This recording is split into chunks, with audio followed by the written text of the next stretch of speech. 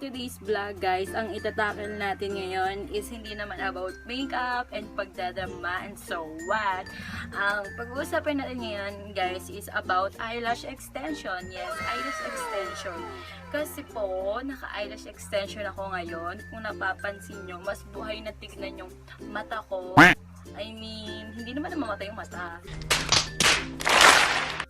Pero mas, diba kasi kapag wala kasing eyelash extension, parang malungkot yung mata. I mean, kapag inaantok ka, mas halata. Pero pag naka-eyelash ka, parang buhay yung mata mo. And, magandang magpa-eyelash kasi, minsan kahit lip tint lang yung meron ka, okay na. Kahit lip tint, blush on, okay na yon. Kaya, ang pag-uusapin natin ngayon is about eyelash extension. Kung masakit ba mag-eyelash extension.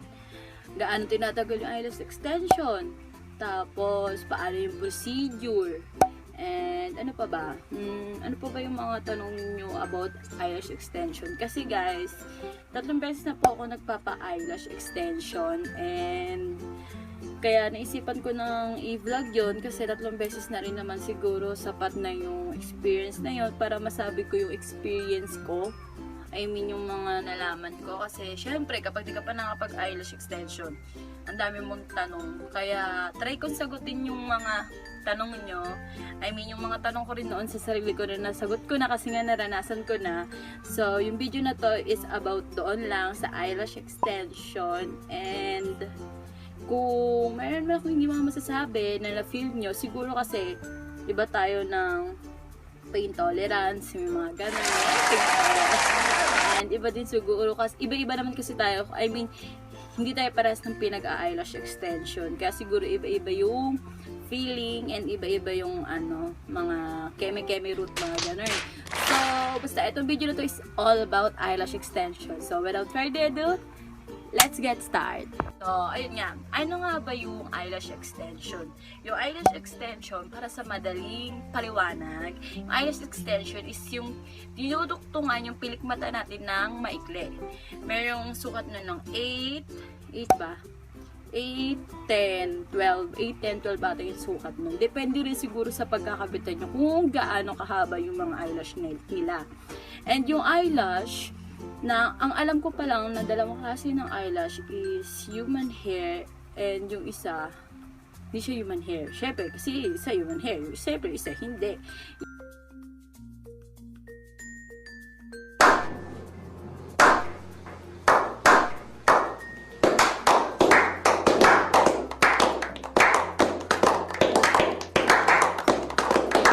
Isa hindi ko alam kung ano yun kasi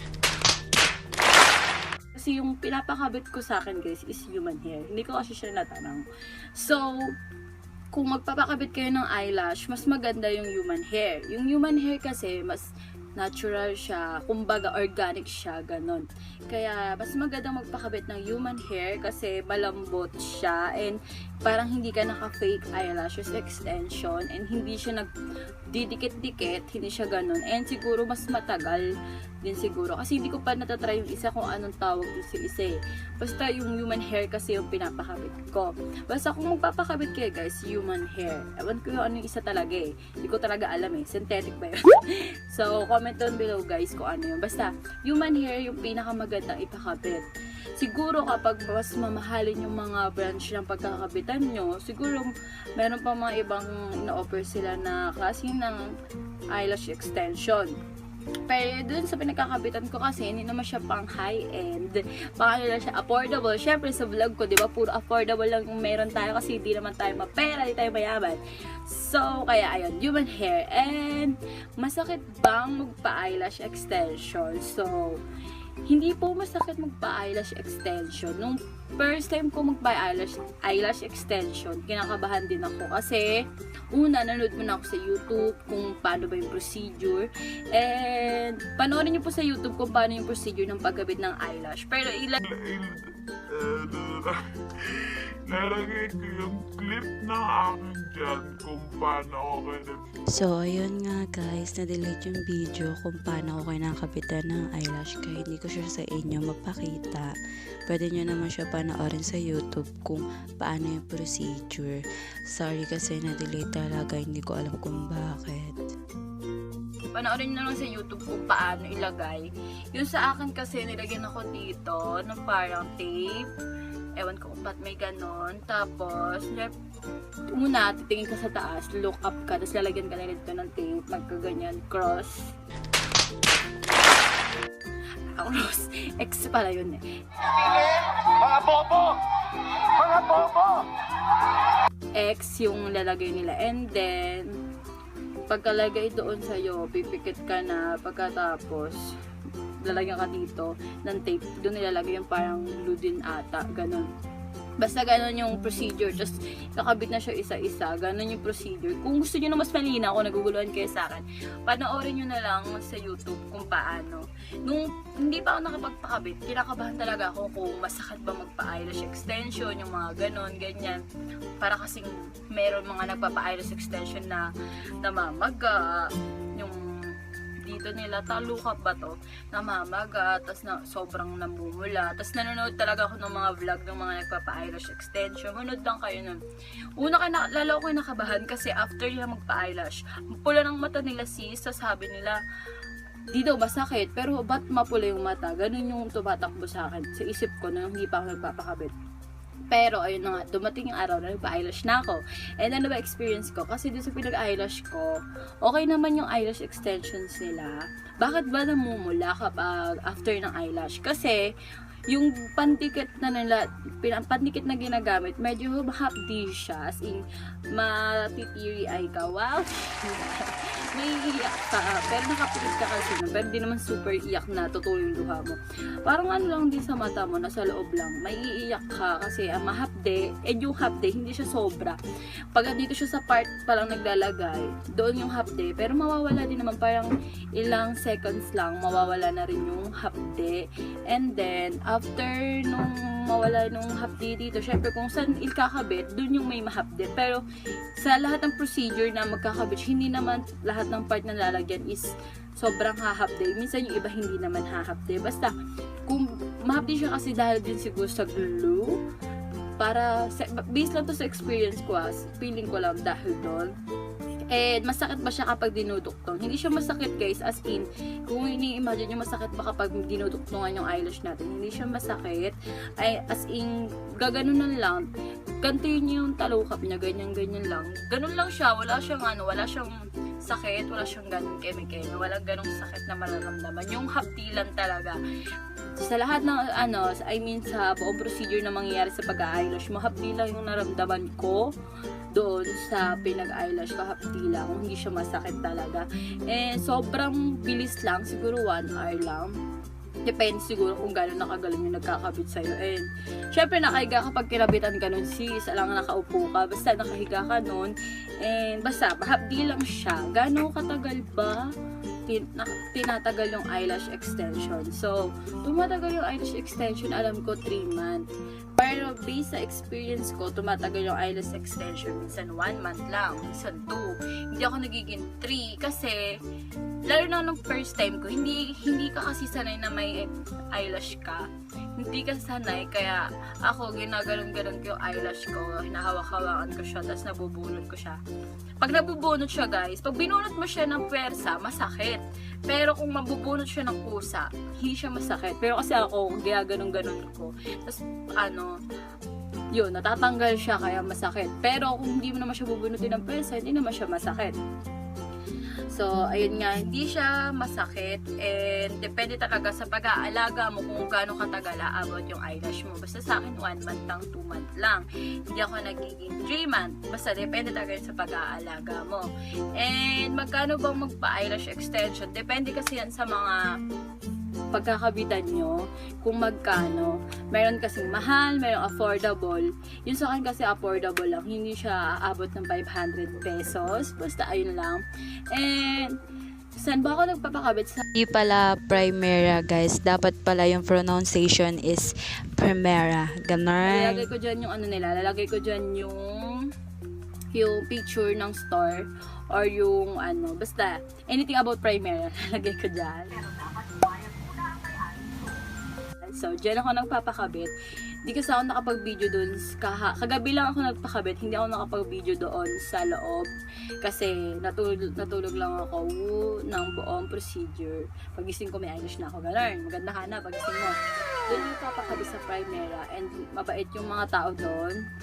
Meron doon sa akin nagkakabit 3 beses na si ate. Hindi ko natanangin yung name.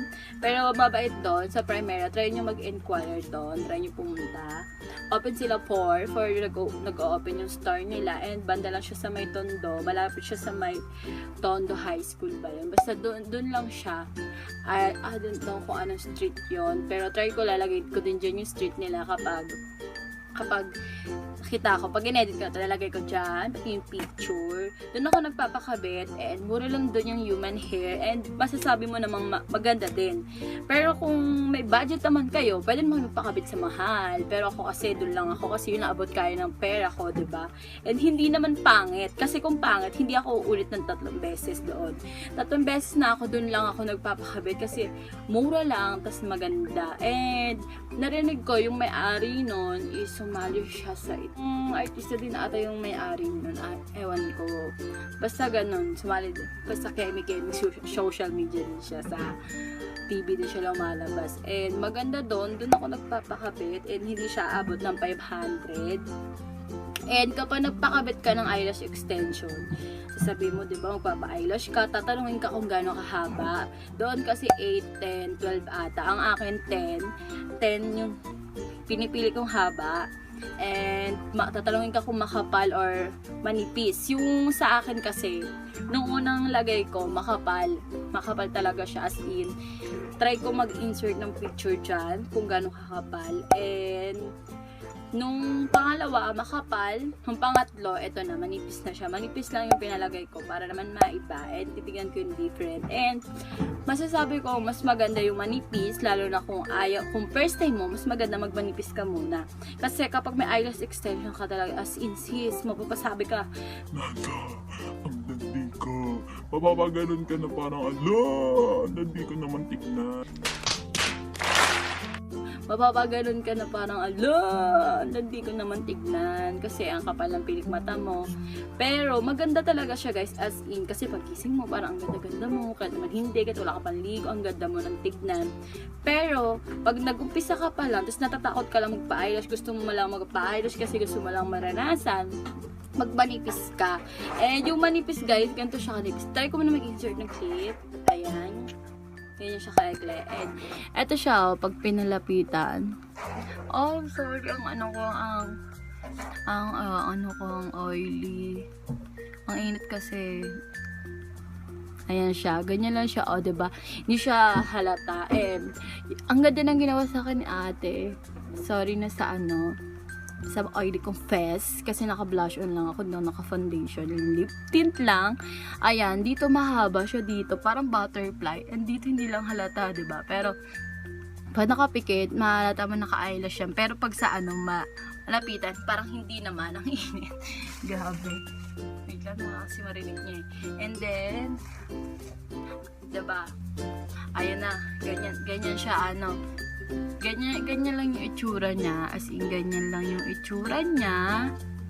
Nawala ako, so balik tayo. So puro so ayun na nga, mas maganda kapag umpisa pa lang magmanipis ka muna, and maganda yung manipis lang kasi parang pa-butterfly kasi dito mahaba, pag ganito dito siya mahaba, kaya halata pa rin naman na may extensions ka, and parang natural lang talaga siya, hindi kagaya ng unang kulagay na ang kapal-kapal talaga, as in.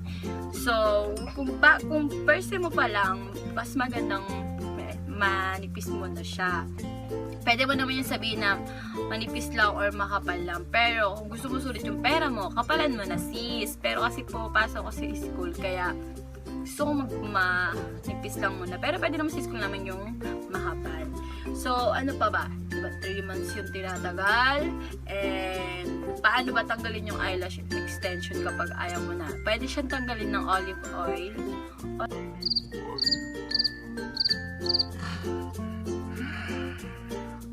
Ano ba yun? Ano ba yun? Olive oil ba yun? Or baby oil? Baby oil. Yun. Basta mga oil. Hindi mantika sis ah. Mga bobo! Mga Mga bobo! Kasi yung olive oil ata yun eh, or yung baby oil. Baby oil yung pinakamagandang pantanggal. Pero ako hindi ko pa naman naranasan magtanggal ng eyelash extension. Kasi guys, natatanggal naman siya. At ayun, tama. Speaking of natatanggal ba kagad siya within 1, 2 days, 3, 4. Hindi siya natatanggal lang ganun lang kabilis, sis. Hindi siya, pera na lang kung gaganunin mo ng gaganunin. Matatanggal talaga siya. Kaya, depende talaga sa pag-iingat yan, diba? Sabi ko sa inyo. Pero hindi siya natatanggal ng 1, 2, 3. Hindi siya natatanggal kagad ng gano'n kabilis. And kung matatanggal man siya, paisa-isa siya, hindi siya yung buong, matatanggal na buong eyelash, yung lashes na pinakabit mo. And, ayun pa, kapag natanggal ba yung eyelash extension, kasama ba yung totoong pilik mata natin? Diba? Ayun yung madalas natin tinatanong. So, pag natanggal yung eyelash extensions natin, hindi kasama yung totoong pilik mata natin. Depende din talaga yan siguro sa pagkakabitan mo. Kasi mayroon akong mga napanood na vlog na natanggal din yung pilik mata nila, ganon. Pero sa primera, kung saan ako nagpakabit, kapag natatanggal yung eyelash ko, hindi sumasama yung totoong eyelash ko talaga. I mean, natatanggal yung fake eyelash ko, hindi nasasama yung totoong eyelash ko, and matagal talaga doon. And sobrang bait pa ng mga nakakabit doon. Kaya sobrang 3 beses ako nagpakabit sa kanila kasi ang ganda din talaga ng performance and affordable lang sila. Kaya ayun, nasagot ko na I mean, hindi natatanggal yung totoong pilik mata kapag natatanggal yung fake eyelash natin. Doon sa primera, based on my experience, ewan ko lang sa iba na nakapagpakabit na. And, ano pa bang mga katanungan nyo about eyelash extension? Pwede ba mag-mascara kapag naka-eyelash extension? Pwede po siya i-mascara, mas maganda, mas kakapal. Siguro kapag ganito kanipis, kapag nag-mascara ka, mas magbumuka siyang makapal. And, pwede ba siya i-curl up? Yes, pwede siya i-curl up. Pero para sa akin, mas hindi mo siya kini-curl up. Kasi kapag, syempre, pag kinurl up mo siya, parang puputulin kasi ng curl up yung eyelash mo, diba? Parang ibibend para umangat. Doon na nag-uumpisa na parang matatanggal, like, mas mabilis matanggal yung eyelash natin kumpara sa pag hindi ka nag-curl up. Kasi, syempre, pag curl up mo siya, parang nabubunot, nababanat yung pinaka-roots. Ayun, taray, roots. Yung pinagkapitan niya, syempre, parang mababanat. Kaya mas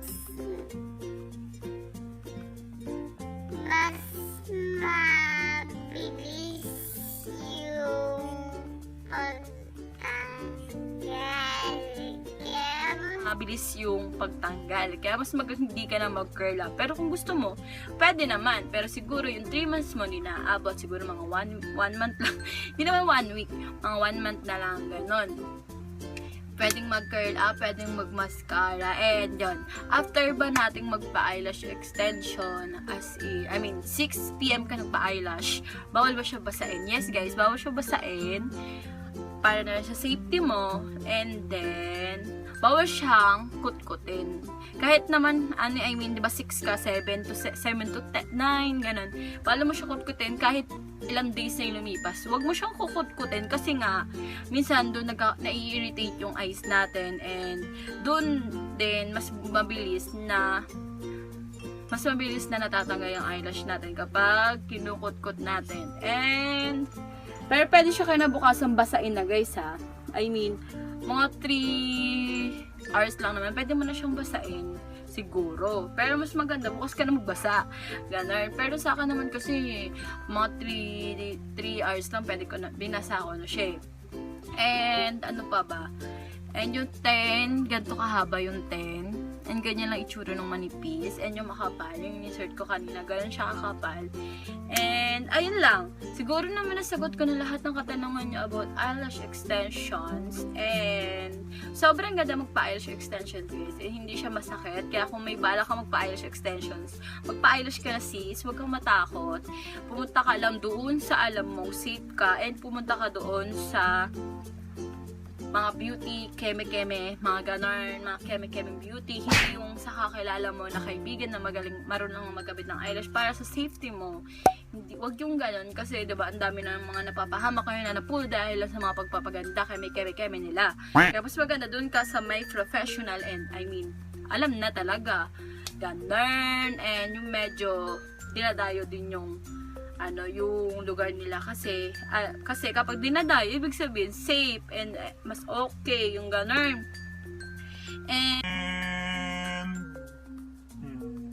So that's it guys. Nasagot ko naman siguro lahat ng mga tanong nyo about eyelash extensions. And sa mga walang balak magpa-eyelash extension, sa mga magko-comment dyan, mga bashers dyan, nasasabihin na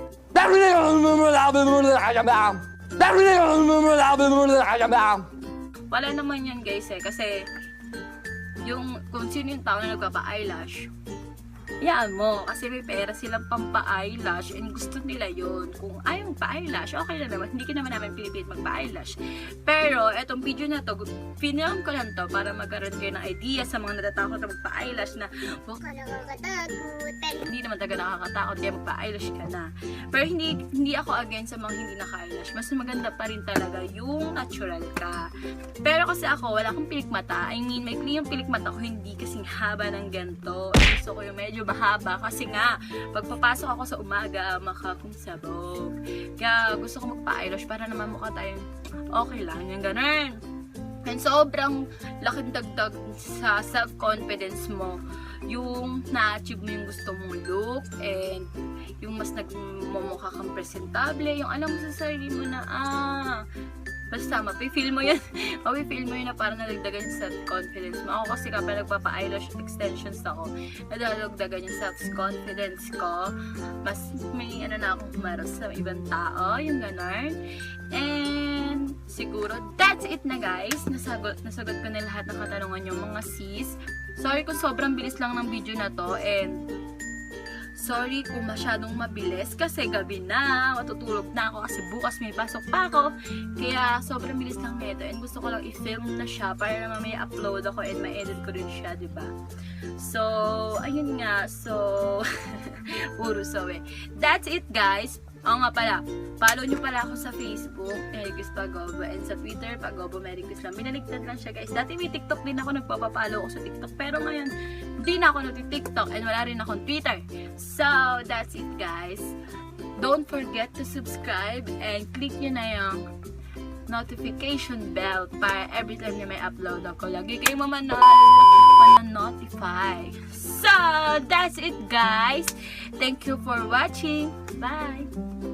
Hey guys, di pa pala natapos. So, nag-insert lang ako ng clip ng mas malapitan ng eyelash ko para mas ma-appreciate nyo. And kung ano nga ba talaga itsura ng manipis lang. So, ayun siya guys. Ganyan lang siya.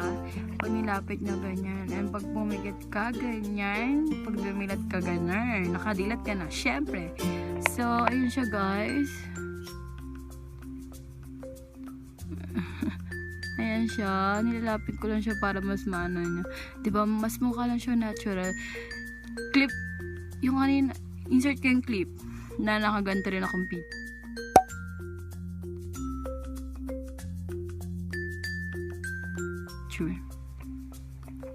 Ayan siya guys. Very simple lang. And dito nakataas, diba? And dito din. Pero dito hindi. Pero kapag naglagay ka dyan naglagay ka ng mascara, mas maganda siya tignan. So, ayun lang guys, hindi siya ganong halata. Kaya yung sa mga balak magpa-eyelash na ayaw naman magmukhang alam niyo na yun, try nyo yung manipis. And try nyo mag-enquire dun guys sa Primera. Sobrang as in promise maganda doon. And ang bait din ng mga nakakabit doon. And sobrang maganda rin yung loob nun guys. Hindi siya basta-basta lang kahit na affordable. So, marami pa silang mga inaano ng mga service. So, lalagay ko na lang siya yung mga price ng iba. Pero ito, hindi siya abot ng around 500, 400. Hindi rin siya abot doon. So, pwede kayo mag-request kung mahaba or hindi. So, that's it guys. Bye!